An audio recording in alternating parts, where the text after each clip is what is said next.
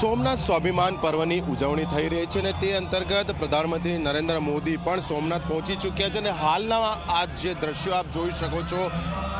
સોમનાથ મંદિર પ્રાંગણની બહાર જ 3000 ડ્રોનની મદદથી વિશેષ સોમનાથ મંદિરનો આખો જે ઇતિહાસ છે, તેની જે ગાથા છે તે વર્ણવતો અદ્ભુત ડ્રોન શો હાલમાં શરૂ થઈ ચૂક્યો છે, જેનો ખુદ પ્રધાનમંત્રી નરેન્દ્ર મોદી પણ નજારો ત્યાં મંદિર પરિસરની અંદર ઉપસ્થિત રહીને માણી રહ્યા છે। આપ જોઈ શકો છો 3000 ડ્રોન, જુદી જુદી જે આકૃતિ છે, જે થીમ તૈયાર કરવામાં આવી છે તે અંતર્ગત પોતાનું જે ડિસ્પ્લે છે ઓપરેટર દ્વારા તે અહીંયા એક પછી એક આકૃતિ આકાશની અંદર બતાવવામાં આવી રહી છે। બીજી તરફ આપ જોઈ શકો છો આ જે નજારો જોવા માટે ખૂબ જ મોટી સંખ્યામાં જે શ્રદ્ધાળુઓ છે, નાગરિકો છે, તે પણ ગુજરાત સહિત દેશભરમાંથી અહીંયા ઉમટ્યા છે। હાલ સૌ કોઈ અહીંયા આ ક્ષણને પોતાના મોબાઈલમાં એક સંસ્મરણ તરીકે કંડારી રહ્યા છે, એટલે જ્યાં નજર કરો ત્યાં ફક્ત ને ફક્ત નાગરિકોની જનમેદની જોવા મળે છે। આપ જોઈ શકો છો શિવલિંગની આખી આબેહૂબ પ્રતિકૃતિ તૈયાર કરવામાં આવી છે ડ્રોનની મદદથી, એટલે જે પ્રમાણે આધ્યાત્મની સાથે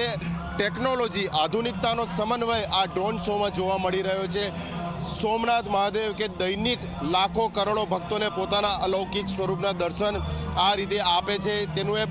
આબેહૂબ સ્વરૂપ જે છે તે ડ્રોન શો મારફતે અહીંયા ઉપસ્થિત જે કોઈ લોકો છે તેમને બતાવવામાં આવી રહ્યું છે। એટલે આ ક્ષણ જતી ન થાય તેના માટે અહીંયા ઉપસ્થિત સોમનાથ મંદિરની બહારના પ્રાંગણમાં જે કોઈ નાના મોટા ભક્તો અહીંયા આવ્યા છે આ ડ્રોન શોને નિહાળી રહ્યા છે અને તેની એક ઝલક પોતાના કેમેરામાં કંડારી રહ્યા છે। એટલે જે પ્રમાણે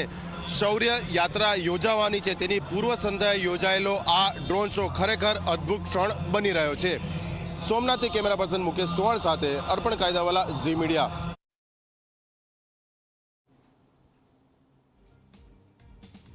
તો આપ જે આ દ્રશ્યો જોઈ રહ્યા છો, પ્રધાનમંત્રી નરેન્દ્ર મોદી જ્યારે સોમનાથ મંદિરમાં પહોંચ્યા હતા, તેમણે દર્શન કર્યા હતા અને